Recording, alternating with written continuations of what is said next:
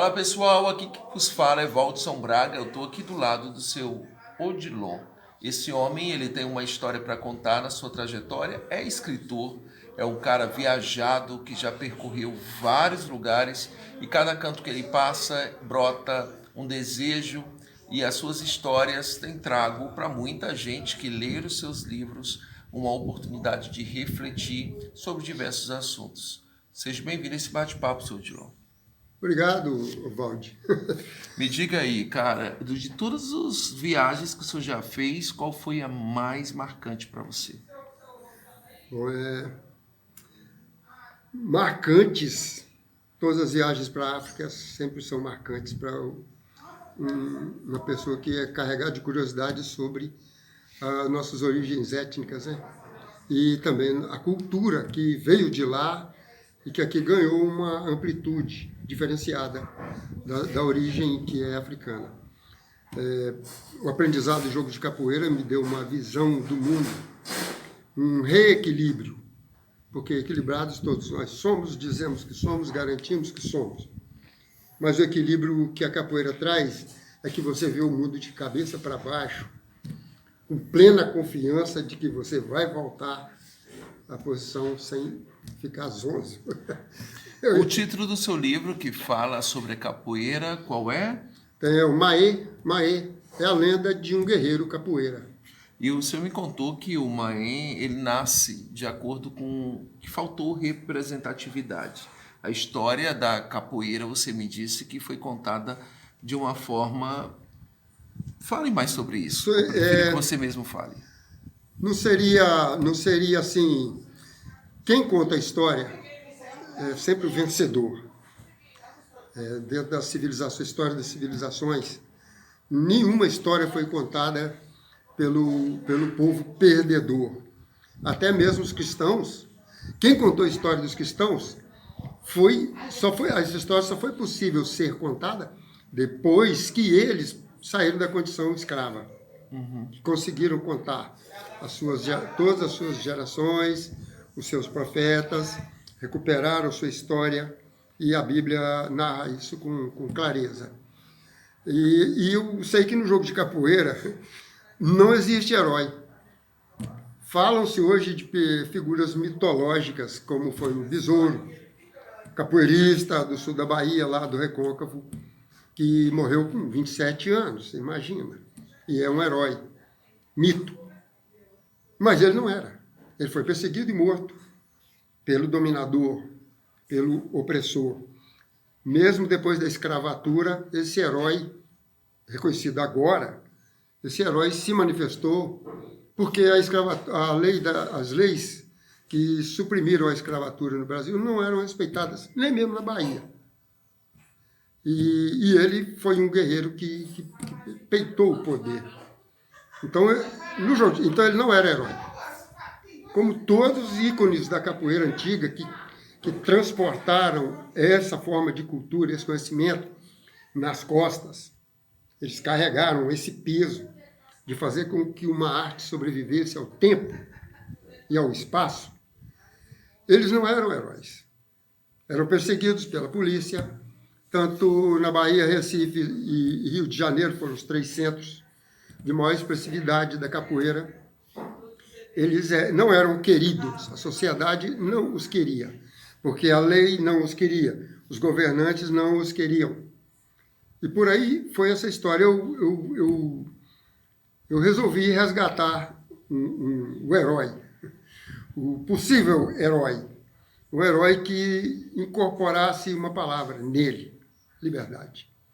Você vai ler o livro e vai ver que eu foco muito nisso, um estado de revolta latente, outras vezes expoente, de que a liberdade era a meta de um ser, um homem jovem trazido da África. E dentro dessa visão de liberdade, era uma palavra praticamente desconhecida. Um dia desses, um político disse que o negro foi liberto e não foi para se tornar nenhum trabalhador, foi para se tornar um vagabundo. Claro, tem muita gente que já desculpou esse político, ele é muito expressivo por aí. um político muito expressivo. Diante de tanta vivência, você já se encontrou no meio de uma guerra, literalmente. Me conta, você foi para lá sabendo que o país estava em guerra ou isso aconteceu de uma forma proposital? Qual foi sua maior experiência nesse convívio no meio de um ambiente totalmente trágico? Bom, a guerra sempre, como se diz, quem vê uma briga, depende de que lado está para contar a história depois. Então, mesmo que o querido perca, ele vai sempre colocar vantagens, né? Então, como eu vi aqui a televisão, a mídia brasileira, falando muito bem dos Estados Unidos, e eu acabei indo parar lá no Iraque para trabalhar. Nunca fui passear em lugar nenhum. 19 países eu nunca fui passear. E não carrego fotos tiradas em frente à Torre Eiffel, em frente ao Coliseu, coisa alguma. Eu detesto um pouco isso. Peguei as provas. Bom, eu tenho 6 passaportes, cheio de carimbos e visto esse cambal para lá. Eu acho que para mim isso basta. Mas eu fui descobrir que a guerra, quem causou a guerra, não foi o Iraque. O Iraque estava tentando recuperar um patrimônio que lhe foi roubado, né? Os Estados Unidos romperam um contrato muito importante que solapou economicamente o Iraque. E como o cidadão que chefiava, que era o chefe de Estado no Oriente Médio, em evidência naquela época no Iraque, era o Saddam Hussein, a mídia mundial falava mal dele. Mas aquela última guerra, em que ele foi assassinado depois, ele não tinha culpa. O senhor conheceu pessoalmente esse ser, esse homem, que se tornou até uma mitologia. Sim, que não, foi vendido uma história e foi contado algo. Sim, não conhecer pessoalmente não é a expressão correta. Mas vê-lo num desfile militar, dentro de um carro blindado, obviamente, estava lá, né? Só aparecia ele lá ou era um sósia dele, que ele era muito esperto. Sabia que os dias dele estavam contados. Talvez botou um sósia lá porque existiam, né? Sósias muito parecidos com ele. E era muito fácil. Em Basra, no Oriente, muitos se parecem. Verdade. E Basra está num arco do deserto da Arábia, né? Das Arábias, na divisa com o Kuwait, que o Kuwait não era um país, era um estado, era uma rota de caravanas em direção a Meca. Por isso que muitos emirados tinham poder sobre o Kuwait. Depois dessa guerra mudou muito a história. Os Estados Unidos assumiram as responsabilidades sobre a produção do petróleo e incorporou todos os campos de petróleo que haviam de Basra a oeste de Basra, incorporaram a produção de petróleo do Kuwait, que era tudo dominado pelos Estados Unidos. E essa história, eu trabalhei lá, sofrendo, assim, de certa forma, surpreendendo a cada dia com as pressões que aconteciam.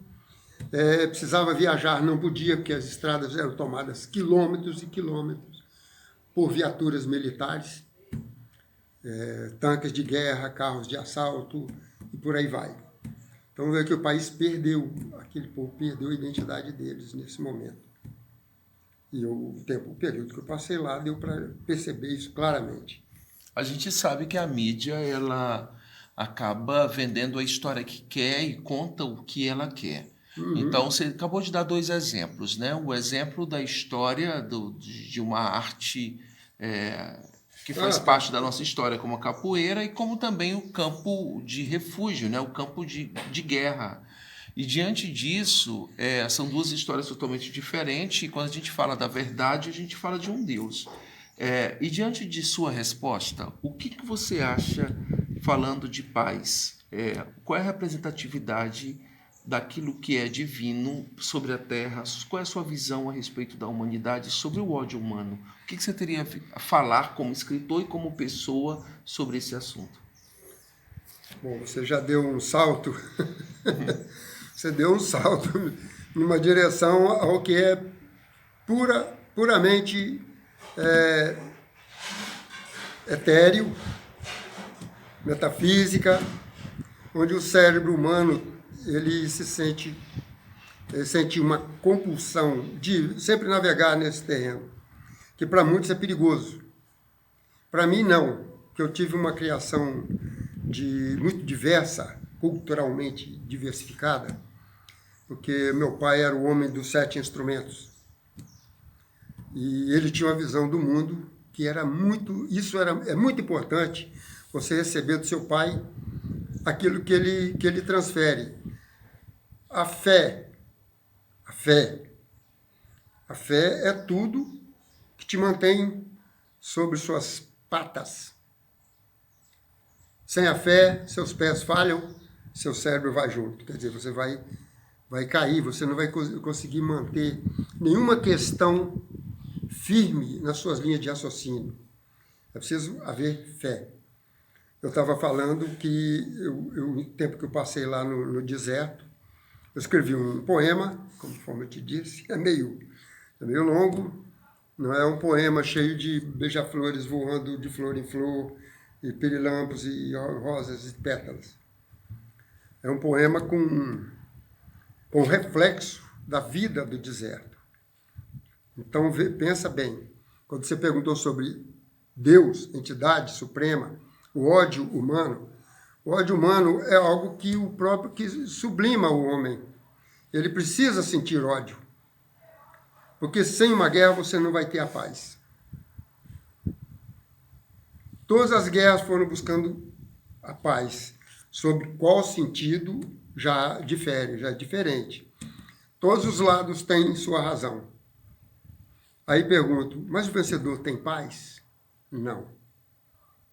Às vezes tem paz, nós, com nossas guerras íntimas, temos paz. Os países, as nações, não. Nunca terão. Eu assisti essa guerra que existia entre países e assisti a guerra que existia entre homens. E no próprio ser, a própria guerra íntima, de questões mal explicadas, mal resolvidas, mal aprendidas, que, do meu ponto de vista, eu chamo simplesmente o eixo da fé está corrompido em você. Então você vai fraquejar. Você vai tender para um lado ou para o outro. Por isso que, nesse poema lá, Pálpebras de Satã. O nome do poema é meio chocante, né? Mas é a fé e o deserto.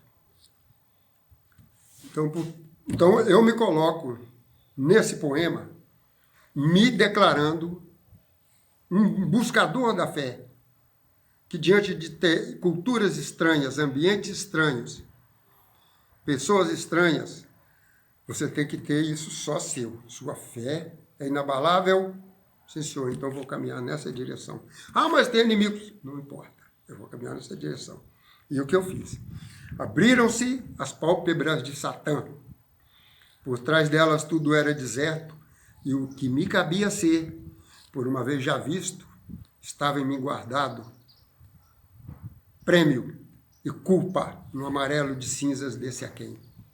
Ontem o senhor teve a oportunidade de assistir o meu espetáculo Pescador de Sonhos, e para mim foi um privilégio ter a sua presença. O senhor que já fez quantos livros? 13. 13 livros escritos e um homem... 10 registrados e 3 em conclusão. Isso, e já viajou muitos lugares, 19 países. Tem na sua trajetória um monte de lugar que você já foi, mas a viagem que eu lhe provoquei foi para dentro de si mesmo. E essa viagem, o que falou no seu coração? Olha o Valde, quando você fala em pescador de sonhos, você me trouxe a minha juventude, que eu escrevi com 20 anos de idade um capítulo de uma obra minha, que era O Último Nômade. O Último Nômade, ele tem um embate com um personagem que ele encontra na vida dele. Eu tinha 20 anos, né? Menos de 20 anos. 1970, quando eu cheguei em Brasília, naqueles primeiros meses. E eu escrevi aquele rascunho e ficou guardado até recentemente. Assim, um caminhante, do nada, encontra as portas de um cemitério Ele se vê diante do pórtico de um cemitério. E a hora que ele vai passando, está entrando um féretro, numa procissão. E ele, inadvertidamente, ele se envolve e adentra aquela fronteira diferente. Então, quando você pergunta o que é que eu colhi da sua palestra lá, ele encontra o coveiro que cuidava daquele cemitério. E eles começam a ter um diálogo de afirmações. Tanto o coveiro tinha tanta certeza da própria obra, quanto o nômade também tinha certeza de si. Ele era amadurecido na forma de caminhar entre as mentes. Então, esse cemitério tinha sonhos. Os sonhos eram sepultados lá. Então, é uma obra interessante, porque eu escrevi na minha juventude e eu reli e não consegui reescrever nada. Está do jeito que eu escrevi, eu não consegui mudar nenhuma ideia que lá está. Porque alguém ia se preocupar em sepultar os sonhos alheios. Então, esse coveiro lá, que sepultava os sonhos, nada mais é do que a vida da gente. É o dia a dia da nossa vida, que nos muda nossos rumos. E nós não podemos ser tão rígidos, nem rígidos conosco mesmo. Nós temos que abrir espaço para os desafios, para os conhecimentos, para novas ideias, para adquirir novas visões e firmar novos rumos. E nós nos transformamos com isso. E o sepultador de sonhos se demoram nesse trânsito de ideias. Na verdade, o nômade estava se confessando. Voltando ao performance do nosso amigo Waldson, você trouxe uma proposta que ela provocava, eu percebi, uma proposta provocativa de autoanálise, retrospecção e você buscar uma postura comparativa de como você está hoje em relação àquilo que você tinha no passado, que às vezes que parece que nem direito de sonhar tinha. Onde o mundo ao redor é de uma pobreza, não é só financeira, o espírito das pessoas também fica empobrecido em função dos desafios que lhes são postos dia a dia. O sofrimento, ele não mata o corpo só, o sofrimento mata a alma também. E quando você, como um personagem ativo nesse teatro que a gente chama de vida, você não tem um script, você não tem um roteiro a seguir. Você tem o fato causal, que não é casual, é causal. Aquilo que causa em você a reação e que a sua psique terá obrigação de se reconstruir, caso contrário você não sobreviverá ao desafio de amanhã. Tem muita gente que já cansou de usar essa expressão, matar um leão por dia. Essas pessoas usam isso para fanfarrões, eu chamo de fanfarrões, que nunca passaram fome, não conhecem a pobreza. Gente que nasceu em berço de ouro, tirando um de filósofo, de dono da razão, mentira deles. Porque não tem na pele, não sofreram na pele, nenhum desafio que lhes desse autoridade para falar do sofrimento alheio. Eu tenho notado muito isso. E ontem, você, durante o seu tempo ali, da sua apresentação, eu fui observando isso. Como você tinha, nos seus traços, como estava revelado ali certos momentos da sua vida, a relação paternal, maternal, com a profissão e com o ambiente ali, próximo de você. Do jeito que é um desafio, o teatro é um desafio terrível, porque você está de corpo presente e muita gente está ali vazio de tudo, não está capturando coisa alguma. Tanto porque não tem em si nenhum exemplo para sentir nas suas palavras um conforto de reconhecimento ao exemplo do que viveu, quer seja de algum desafio emotivo, ou de físico, que a fome ela é um desafio físico, é algo palpável. A fome não é você se sentir de barriga cheia. A fome é a consequência na psique de quem passou por isso. E eu convivi com muita gente que estava nessa situação. Eu nunca dei o pão inteiro, tá? Eu sempre dei um pedaço. Então, para você, esse momento com o Pescador de Sonhos foi um momento de auto-reflexão sobre si mesmo, e você viu a reação do público, né, de todo Sim. mundo, e então, para você, é uma manifestação artística positiva? Positiva, positiva. Você, por exemplo, você pesquisou ambientes de pobreza. A sua origem é de pobreza. Se você começar a ver alguns exemplos que falam a mesma coisa sem conhecer a pobreza, você vai enriquecer a sua retórica bem mais. Sabe por quê? Porque você vai saber o que não dizer para o público, mesmo que seja um público de pessoas abastadas.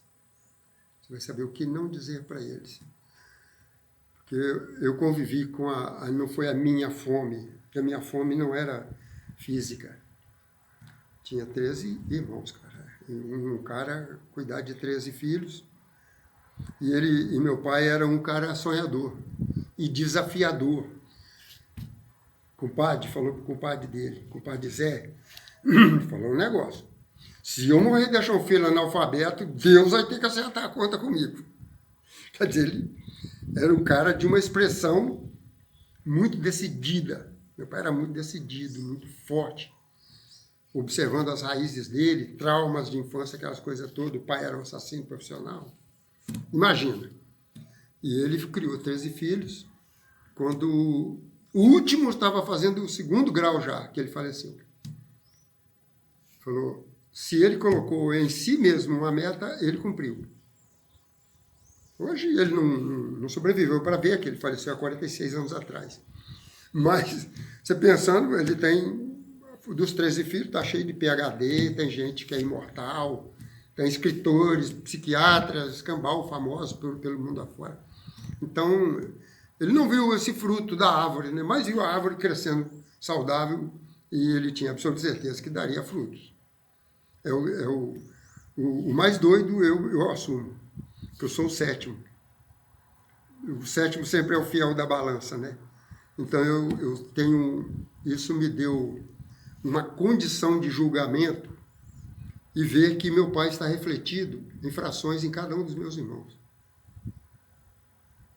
Então são 7 mulheres. Eu acho que aí que foi desonesto. Só você de homem? Eu sou o 7º. Ah, entendi. Então são 6 homens. Ah, entendi. 7 mulheres. Mas é aquilo. Eu me tornei capoeirista, sou inventor, artesão, né, de processo de engenharia, e sou apaixonado pela mecânica dos fluidos, e sou designer de equipamentos de petróleo, escrevo, eu sou um contador de causos, eu escrevo contos, o meu estilo é contista. E quando eu tenho o último nome de capítulo 1, 2 e 3, que também é muito interessante, onde o 2º capítulo, o Nômade, encontra um louco que surrava a própria sombra. Então lá estava esse louco, era o meu pai, nas horas de angústia, diante dos desafios tão fortes pelos quais ele passava, era ele surrando a própria sombra. Então eu sublimei essa visão nas formas como ele reagia diante da opressão, perseguição política, tanta coisa ruim, e ele ali. Ele falou, se eu quisesse ter 13 filhos analfabetos, eu era o maior fazendeiro daqui. No entanto, a única terra que eu preciso está lá em cima. Apontava para o cemitério. Então eu prefiro plantar, como você diz, né? Plantar sonhos. Quem cultivá-los pode um dia regar bem e colher, né? Ele estava certo. Estava certíssimo. E ele surra a própria sombra. E se vê superando sempre os desafios que surgiam para ele. Isso é uma história, é um conto também muito interessante. Então, é uma forma de ver que falar de sonhos, meu amigo, acaba sendo um troço complexo. É um desafio danado. Eu defendo muito que o filósofo Foucault sempre fala em suas escrituras que se todo objeto hoje, considerado contemporâneo, com um conceito, é considerado uma obra de arte, por que não a vida do próprio ser humano? Quando a gente abre a nossa história, por exemplo, você como escritor, você usa contos e nesses contos está recheados de histórias verdadeiras, de Exatamente. princípios deixados pelo seu pai, de Família. valores construídos na sua essência como verdade de tudo que você A viveu. vida em si, né? Então, a própria vida é uma obra de arte. Você conta a sua história através de contos. Sim, você transcende a si mesmo. E o que aconteceu naquela tarde de ontem, das pessoas se sentirem acolhidas, sensíveis, delas se permitirem participar de um processo, porque há uma permissão. É verdade. E quando a gente mergulha nas emoções, a gente descobre a nossa fragilidade humana, como nós somos muito parecidos, né? Só muda o endereço. Todos nós temos nossos conflitos internos. Então, a arte ela nos possibilita a olhar e dar um novo olhar. Viagem. É. Então é isso aí. Você literalmente já viajou espaços físicos e espaços também dentro da Metafísico. mente, né? No sentido de se conectar com si mesmo e descobrir valores que hoje são sementes através de suas escrituras, que levam outras pessoas a refletir sobre a vida. Exatamente. Que a nossa trajetória permaneça e que a gente encontre em Deus as respostas para as coisas que ainda não são solucionadas nesse mundo. E a questão só evolui. A pergunta sempre se repete maior a cada dia. Eu te agradeço por esse bate-papo. Eu Falou, meu acredito camarada. que o meu público aí gostou. E se você gostou, dê um joinha, compartilhe esse vídeo e vamos discutir mais sobre a vida, pois quando a gente fala de nossas histórias, a gente dá a possibilidade de transformar e construir um mundo melhor. E faz assim. Tchau, tchau.